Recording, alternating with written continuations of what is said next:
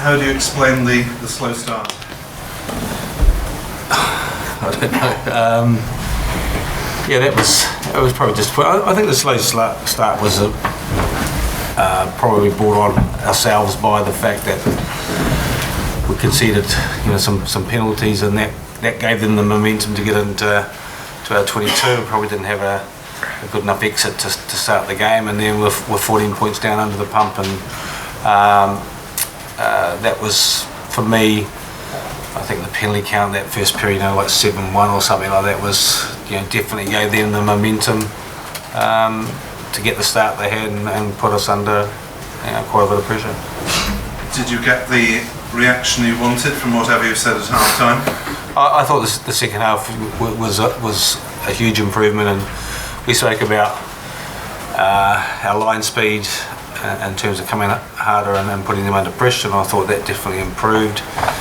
The discipline and some soft penalties and entries into our half. And for me, probably the game is, when I look back, is that we created a number of chances in that game and just weren't clinical enough to finish them, and the number of entries of both teams into the opposition 22 was about the same, and they've come away winning like they did. So that's a big work on for us. But I took, there's a lot of positives out of that performance. Apart from the scoreboard, I felt in that first half there was a couple of times we could have got over the line, and we've had an intercept of 7 points against us as well. So potentially it could have been a lot closer if it was 20-10 or 20-3 at half time, and we scored 20-10. It's a different game. And even I felt that in the second half, when we were putting Ireland under some pressure, when it was 27-10, if we'd scored then 27-17, it could be an interesting last 20 minutes. But they were a very good side, number one side in the world, and they showed that this afternoon.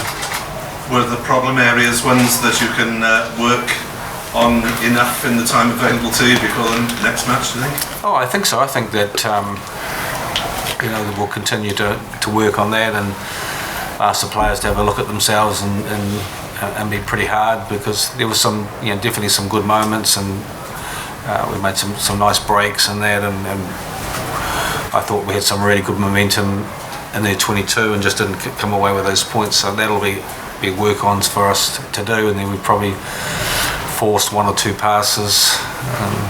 We've had an overthrow and a not straight, which doesn't mean he's normally pretty good at that.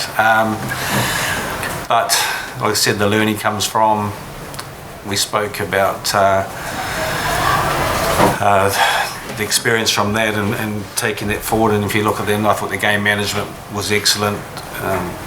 They played 2 or 3 phases and sort of that middle period of the park, and if they were able to force a penalty, they took advantage of that, and they didn't. They went to the aerial, and I thought we were much better in the second half.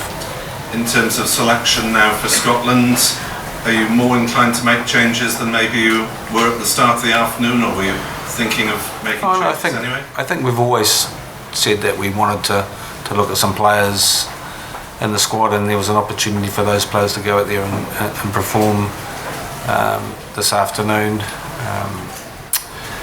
Alan Wynne had a failed in HIA, so he won't be available for the next game. So that's one that we did. And Tom Francis came off with a very tight calf, so he's going to get scanned on Monday. So yeah, but we will potentially look at what players might get an opportunity for next week. And Ken, in terms of the captaincy, it must have been a difficult one to enjoy. How did you go through the afternoon, do you think? Yeah, it was tough. I think we didn't deliver on what we spoke about. They didn't do anything that really surprised us. They played on top of us, and we couldn't, with our discipline, give them entries, and that's where they're very good. And I think, I'm proud of the boys. I think we stuck at it. Boys left everything out on the field. There's plenty of experience out there, and I thought we took some good decisions, some brave decisions, and just lacked a bit of accuracy. You know, myself included, with what Gas said. You know, at line-out time, you know, first failed to turn the ball over and put ourselves under pressure, and you know that's the ball game. That's probably the difference between us at the moment and a team like Ireland, who are #1 in the world. They're just accurate, clinical, and get the job done. I think we created enough, but lacked that accuracy. But I think from the effort that we asked from the players for 80 minutes, we delivered that. I can't question that at all. And it's that small detail and that little bit of accuracy and discipline that let us down. Warren, if you're going to look at positives for Stuart Hawkins, you were very complimentary around in the week. Yeah, I think so. I think there's a lot of good things about him, and nice footwork and stuff. But there's moments in the game that he wasn't the only one where, you know, he's made a lovely break and then he's passed inside and we've turned it over straight away. And so he, you know, I think he'll learn from those sorts of things. But he's got some nice touches, definitely, with his footwork and things and timing. And yeah, and I thought Rio Dyer showed a lot of stuff as well, and yeah, things that we'd worked on, and Liam Williams, apart from the yellow card, showed some nice touches too. So yeah, I thought, like I said to you, at the end of the game, I kind of, like, my head went, you know, I'm not that disappointed with our performance. I just think there's this huge amount of upside in us, and in the past we've been able to work hard and fix things, and like I said, that's them at their best today, and if we can, like I said, be a little bit more clinical and look, start better and focus on our discipline, which is, you know, I think it was about 16 penalties. To me, that's just not good enough. You know, we've got to get that down to under 10 for international rugby. When you come at half time and it's 9-2 or something, you're under the pump. So we'll work on that and focus on that, and again, just some decision making things going forward. You talk about upside. Obviously, you only had very minimal time together. Do you expect to see significant improvement the longer that you are together? Yeah, I think so. I think we'll get just keep working hard as a group, and you know, the international rugby and the players, when you've been away for a while, you come back into it and you just realise there's a massive step up from club rugby. So and you know, a lot of our players that have been around have been sort of in that same position that Ireland are at the moment, where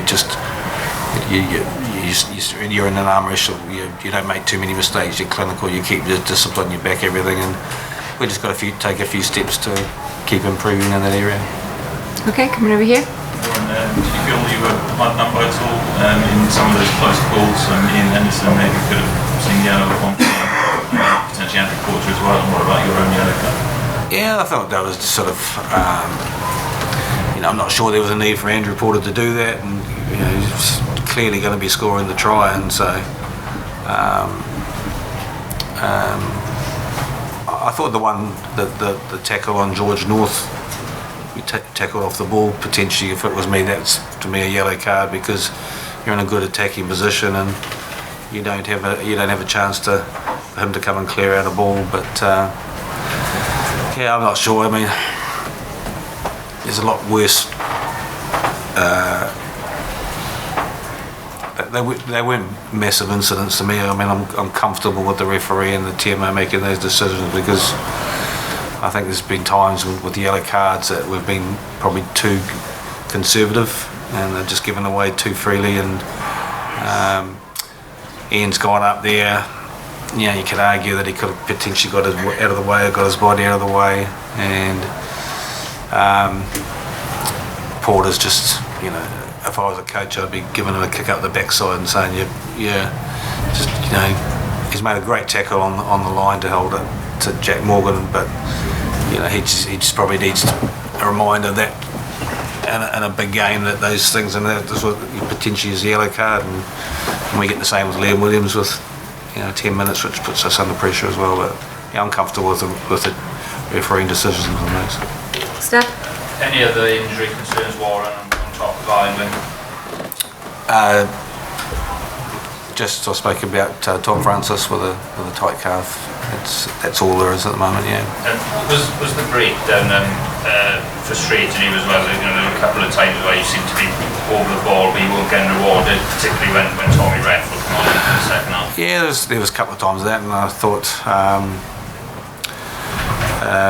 Adam Beard was, and I think Justin Tipperick, where they looked like to me they were counter-rucking, and he said you've got your hand on the ground or you've put stuff. So you know, they were quite tough calls.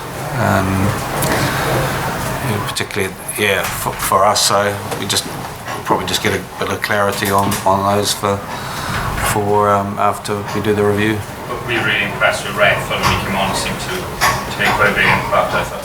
Who's that? Tommy.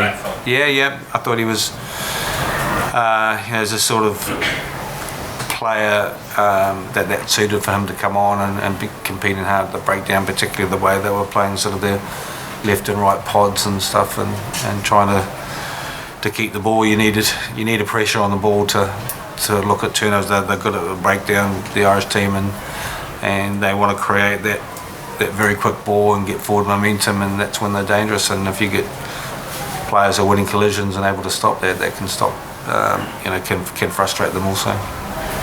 Okay, and we'll finish up with a couple in Welsh, just for Ken from Dav.